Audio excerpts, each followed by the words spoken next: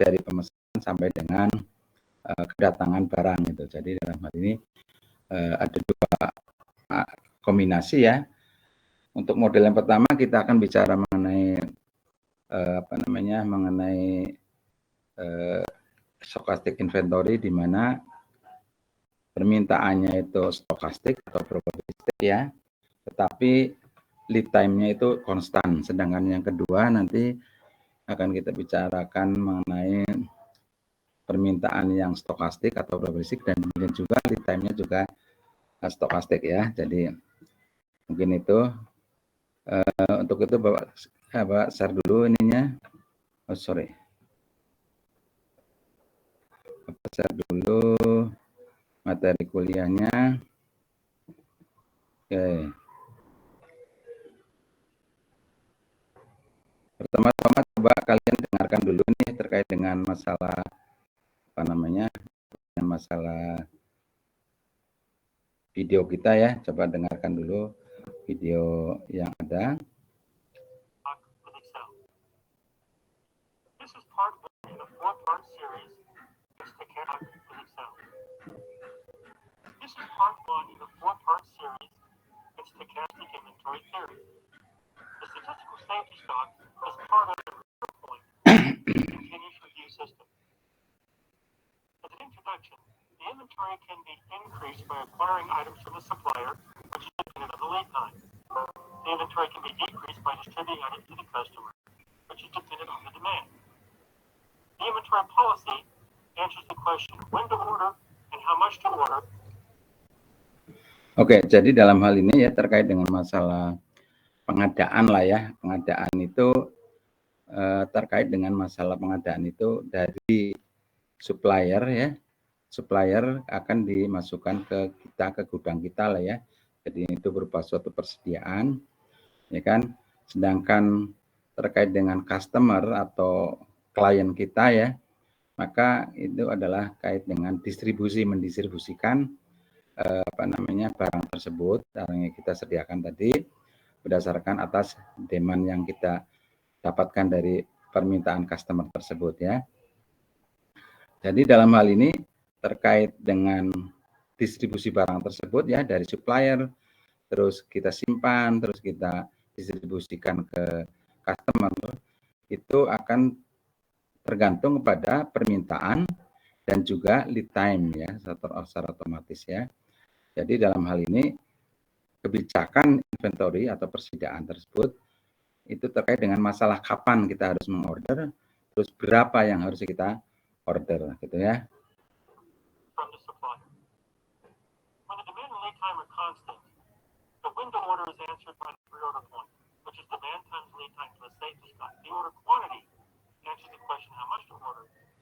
Ya, sebelum UTS kita sudah bicara tentang masalah inventory, di mana baik itu permintaan, demand ya, itu konstan, demikian juga lead time-nya konstan. Kita sudah belajar itu bahwa ROP itu reorder point ya, masih ingat ya, itu adalah demand dikalikan dengan lead time, jadi permintaan selama lead time otomatis ya, ditambah dengan safety stock kalau memang ada safety stock. Sedangkan kebijakan optimumnya adalah demand optimal ya secara otomatis ya, dikalikan dengan inventory periodnya, kan gitu ya.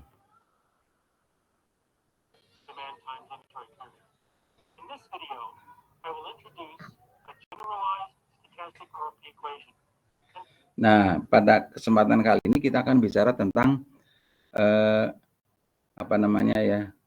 inventory yang stokastik ya dalam hal ini.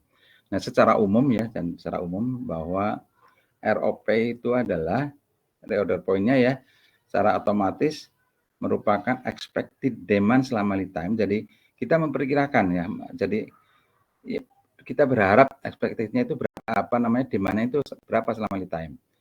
Ditambah dengan Z alpha di sini, ya kan? Z alpha ini karena di sini ada semacam ketidakpastian tentang permintaan itu sendiri ya, secara otomatis kita harus menggunakan model-model yang probabilistik kan gitu ya. Jadi dalam hal ini Z itu sendiri adalah suatu variabel di mana variabel itu probabilistik gitu ya. Jadi Sementara kita lepas dulu ya kaitannya dengan apa namanya rumusannya lah ya. Tapi yang jelas bahwa itu akan tergantung kepada stock out level yang akan kita tetapkan kayak gitu. Oke. Sedangkan kuantitinya, jadi dalam hal ini pesanan yang optimumnya adalah juga sama dengan terkait dengan berapa serapan demand yang kita inginkan, kan kayak gitu ya. Maksudnya perkiraannya lah, expected-nya itu berapa gitu ya. Okay.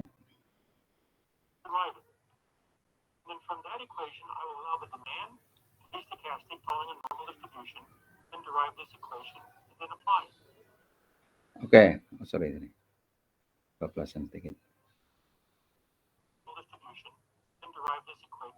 Oke.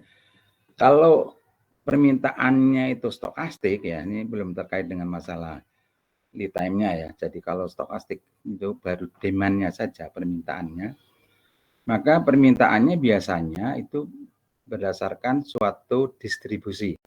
Nah, distribusi yang klasik salah satunya ya adalah distribusi normal. Misalnya di sini kita ketahui bahwa permintaannya berdistribusi normal dengan min mu D, variannya adalah sigma kuadrat D ya. Jadi secara otomatis maka ROP-nya sendiri ya. Jadi expected demand selama lead time itu bisa dinotasikan dengan ya mu ya. Jadi dalam hal ini rata-rata ya, rata-rata daripada demand dikalikan dengan selama lead time. Jadi mu ini rata-rata distribusi normal ya. Oke, jadi dalam hal ini secara otomatis karena kita sudah mendapatkan pemahaman bahwa expected-nya itu berdistribusi normal, secara otomatis expected demand selama lead time dinyatakan dalam bentuk mu dikalikan dengan lead time. Oke. Demikian juga berapa jumlah daripada yang optimal tersebut ya, pesanan optimal juga sama-sama dengan rata-rata daripada normal distribusi D ya dikalikan dengan inventory period.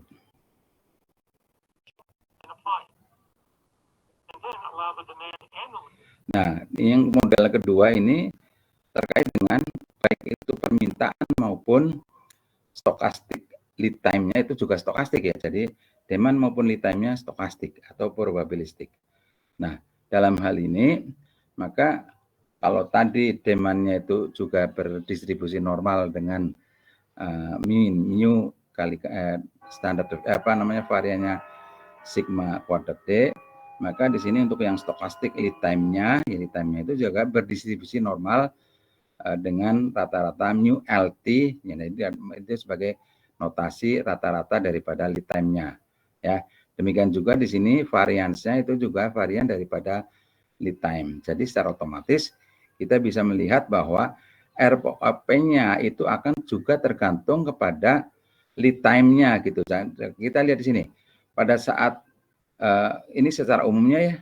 Terus ini untuk yang hanya yang probabilistik atau stokastik itu hanya demand-nya, maka kita lihat bahwa ROP-nya hanya tergantung pada lead time daripada dari distribusi daripada demand-nya kan itu ya. Tetapi kalau pada saat baik itu permintaan maupun lead time-nya itu stokastik, maka ROP-nya akan tergantung juga kepada rata-rata daripada lead time, demikian juga standar varian daripada lead time, gitu ya. Sedangkan Q-nya apa namanya istilahnya pemesanan optimalnya tetap sama, yaitu mu rata-rata dari demand ya secara otomatis ya tidak tergantung pada lead time. Oke.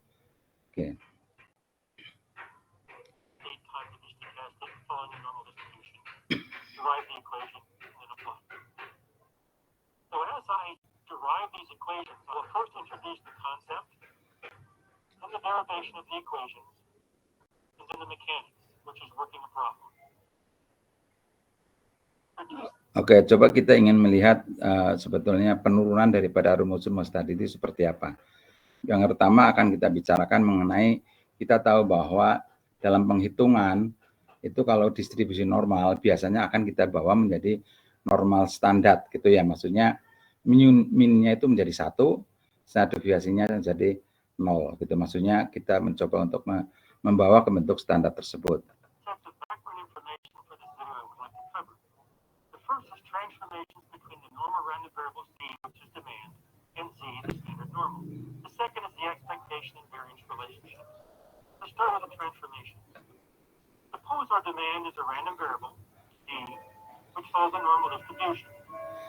Oke, kita sudah mengetahui bahwa permintaannya itu bersifat stokastik dan itu berdistribusi, kebetulan di sini distribusi normal. Jadi variabel D itu sendiri harus dikonversikan menjadi variabel Z.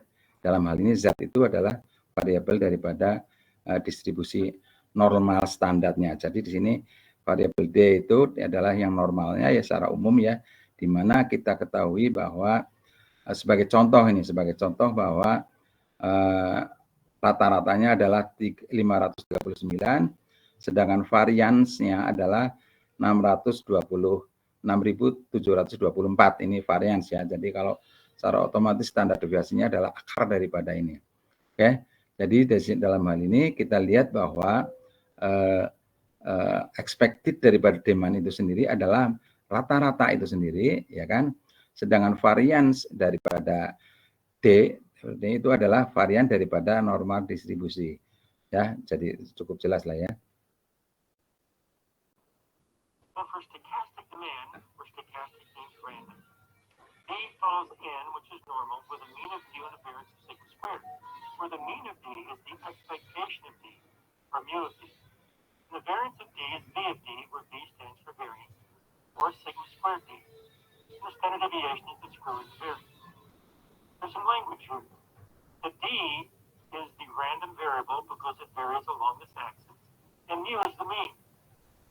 Oke, jadi kita lihat bahwa sini nilai daripada apa namanya ini kan probabilistik ya, jadi secara otomatis nilainya itu secara total kalau kita integralkan ya sini luasan daripada yang di bawah kurva ini sama dengan 1 secara total. Jadi di sini mungkin 0,0 berapa 0 dan seterusnya gitu kan. Nah itu di sini apa namanya luasannya ya, maksudnya bukan tingginya ya, luasannya itu. Jadi secara otomatis kalau kita integralkan dari sini sampai sini itu sama dengan 1. Oke.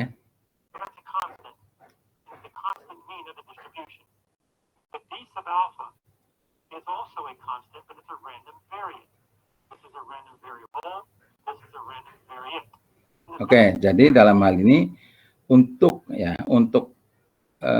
permintaan yang bersifat normal tersebut ya kan secara otomatis akan tergantung pada permintaan itu sendiri kan gitu ya. Nah, jadi dalam hal ini ya kan permintaan rata-ratanya berapa ini gitu kan ya, permintaan rata-ratanya ini kan ya. Nah, jadi D adalah merupakan variabel daripada normal distribusi normal distribusi normal tersebut. Sedangkan D alfa adalah variat. Variat itu adalah nilai daripada demand tersebut gitu ya. Nah, nanti akan kita coba untuk mentransformasikan menjadi normal standar.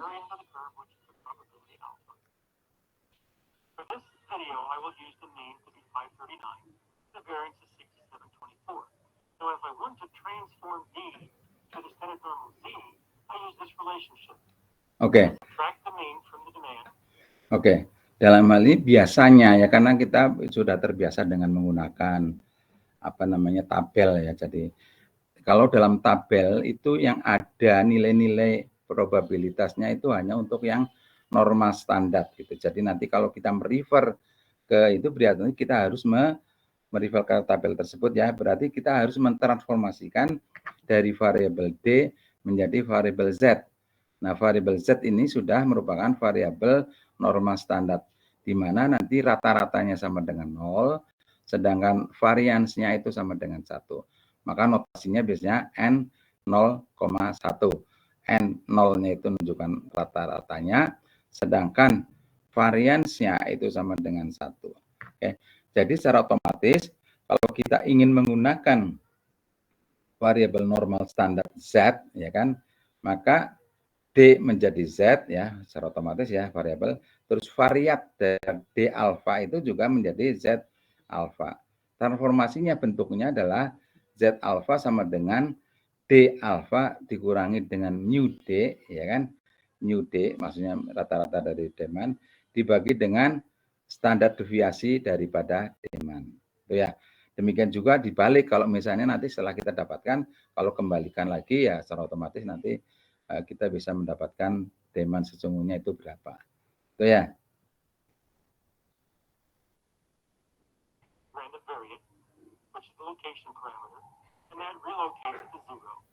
I divide by the standard deviation, which is the scale parameter, and I scale the variance to the variance of 1. So that's a transformation to the z random variable. So we've standardized it to a mean of 0 and a variance of 1. Now if I want to transform back, I just solve this equation for d, and I have a relationship of transformation. Nah, ini kalau kita ingin mengetahui sebetulnya permintaan sesungguhnya berapa, ya kita harus mentransformasikan kembali dari hasil yang kita dapatkan dari Z alpha menjadi mu D ditambah dengan Z alpha kali sigma D. Ya, sigma D itu maksudnya adalah standar deviasi daripada demand yang sesungguhnya gitu. Kalau di sini kan kita mengerti alpha itu adalah dengan yang sesungguhnya, sedangkan sigma D itu tadi secara otomatis juga merupakan apa namanya tadi standar deviasi daripada demand sesungguhnya. Oke.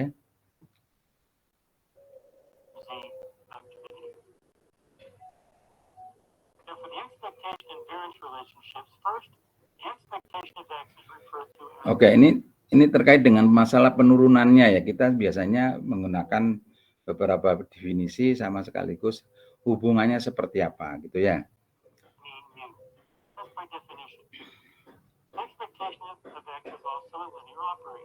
Jadi kalian harus masih ingat ya waktu statistik, expectation adalah yang diharapkan. Jadi kalau misalnya kita mempunyai variabel X katakanlah, biasanya notasi expected. Karena kan kita kaitannya dengan masalah populasi di sini, bukan masalah sampel, tapi populasi. Jadi kita tidak tahu persis sebetulnya berapa. Jadi perkiraannya berapa. Nah, jadi otomatis kita menggunakan nilai parameter mu di sini, ya kan? Jadi sebagai contoh, maka nilai harapan daripada variabel X katakanlah misalnya sebagai contoh, maka ekspektasinya biasanya notasinya dengan mu. Itu adalah rata-rata daripada populasi, bukan sampel ya. Karena kalau sampel masih ingat ya. Jadi kalau kita punya apa namanya sekumpulan objek katakanlah misalnya ya, secara otomatis maka nilai parameternya adalah mu rata-ratanya yang akan diduga dengan menggunakan nilai statistik sampel yaitu X gitu ya. Jadi secara otomatis kita bisa menggunakan itu. Nah, sekarang kalau untuk yang menggunakan linear operator ya secara otomatis kan kita biasanya menggunakan linear operator karena di sini memang biasanya variabel-variabel itu dia mempunyai sifat linear. Jadi secara otomatis kalau kita punya linear operator maka expected daripada operator tersebut ya daripada variabel tersebut AX tambah B maka sama saja dengan A dikalikan expected X-nya ditambah dengan B. Karena apa? Karena expected ya daripada suatu variabel dikalikan dengan suatu konstanta, maka expected-nya itu sama dengan konstanta tersebut dikalikan dengan expected variabel itu sendiri. Sedangkan expected suatu konstanta itu sama dengan konstanta sendiri. Karena secara otomatis konstanta kan pasti ya. Itu tetap gitu maksudnya konstan. Maka di sini expected daripada B itu sama dengan B itu sendiri. Where A and B are constants, AX plus B, the expectation of that linear combination of X, A as a constant will come out, and B, the expectation of the constant, is just a constant. And so the expectation of AX times plus B is just A times the expectation of X plus B.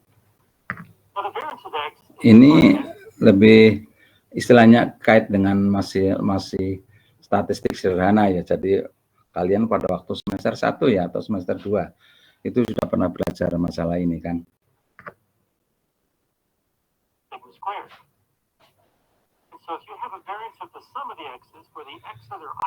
Nah, ini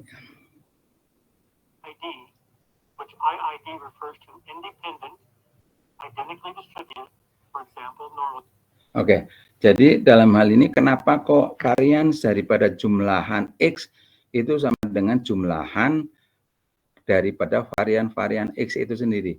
Dikarenakan apa? Dikarenakan kita mempunyai suatu aturan di dalam independent distribution ya, independent distribution. Jadi istilahnya kita punya beberapa distribusi, katakanlah misalnya, maka kalau kita jumlahkan, ya kan, variansnya daripada jumlah tersebut itu sama dengan jumlah daripada variabel tersebut. Ini dari sifat IID itu sendiri. Oke. Then the variance of the sum of the x's is the same as the sum of the variance of the x's. The variance of x is also defined as the expectation of x minus expectation of x quantity squared. Nah, jadi dari sini ada dua definisi lah ya, dapat dikatakan bahwa secara definisi notasi daripada varian x ya, varian daripada x itu sama dengan varian populasinya itu sendiri. Di lain pihak ya, varian daripada x itu sama saja dengan expected daripada kuadrat selisih daripada antara nilai variabel x dikurangi dengan expected x sendiri. Jadi dari simpangannya lah depan. Jadi makanya biasanya katakanlah misalnya kuadrat daripada simpangan gitu ya. Oke. So the expectation of x is the mean. So x minus the mean is really the error. So if I square the error and take the expectation of the error. Oke. Jadi dalam hal ini kita tahu bahwa expected daripada x itu sendiri sekarang mu. Kan gitu. Nah, sedangkan ini sendiri ya kan, ini kan sebetulnya tadi simpangan tadi atau errornya lah dapat dikatakan. Nah, sekarang otomatis Vx itu sama dengan error kuadrat karena itu. Ya kan? Nah. Nah, jadi dalam hal ini kita kalau misalnya kita buka nih ya, A dikurangi B kuadrat berarti A kuadrat dikurangi 2AB dikurangi dengan B kuadrat tambah B kuadrat kan itu ya. Jadi kalau kita buka ini kita dapatkan seperti ini karena itu ya. Jadi kita tahu bahwa expected daripada suatu linear operator ya, atau bahkan yang kombinasi lah secara umum itu sama dengan kita expected dari masing-masing komponennya. Jadi expected x kuadrat terus yang kedua ini karena tadi kita tahu bahwa expected kalau kalikan dengan suatu konstanta maka konstanta dikeluarin ya, nanti kita masukkan jadi expected kali expected kan gitu ya. Nah, sedangkan ini x kuadrat gitu. Ini pakai menggunakan linear operator itu sendiri.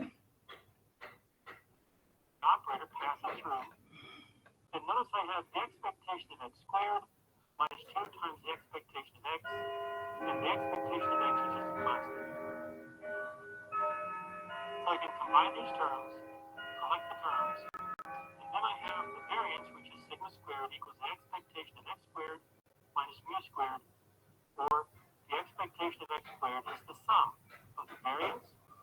Jadi akhirnya kita dapatkan bahwa expected dari x square itu sama dengan varian ditambah dengan mu kuadrat gitu. Ya dikarenakan di sini kita lihat bahwa varians itu sama dengan expected kuadrat dikurangi dengan ini kan. Nah ini sendiri sama dengan mu. Ya, jadi secara otomatis expected x kuadrat sama dengan ini tambah dengan ini. Kan kita ingin mengetahui tentang apa sih harapan daripada x kuadrat. Ya.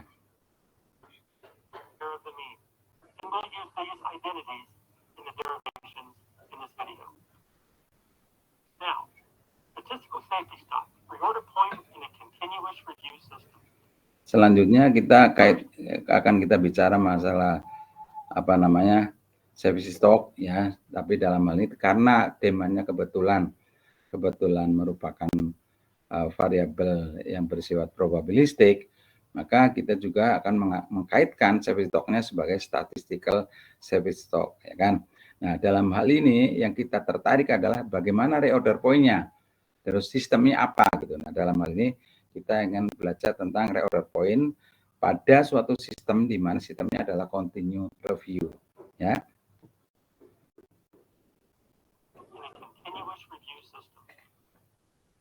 First, concept.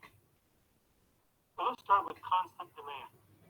So as we distribute items to our customer to satisfy demand, our inventory level drops. At this point, we place an order. we place an order, that's ROP. And then we receive our order right here. The difference between when we place an order and receive an order. Oke, jadi yang selama ini sudah kita pelajari, pada saat permintaannya adalah konstan, ya kan?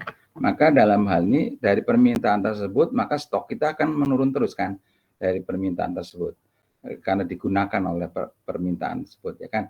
Sampai dengan persediaan kita tinggal ROP. Nah, yaitu reorder point, mencapai pada titik di mana kita harus segera mengorder kembali. Nah, jadi pada saat ROP itu kita meletakkan pemesanan, ya kan? Nah, terus kan barang terus dipakai terus kan, tapi pemakainya adalah konstan. Jadi kita bisa memperkirakan bahwa pada saat sampai dengan waktu lead time-nya habis, maka akan datang ordernya. Jadi pesanan kita akan datang. Ya, itu kalau dalam hal ini konstan demand ya maksudnya. Nah, cuman permasalahannya sekarang bagaimana dengan kalau yang kita permintaannya adalah stokastik atau probabilistik?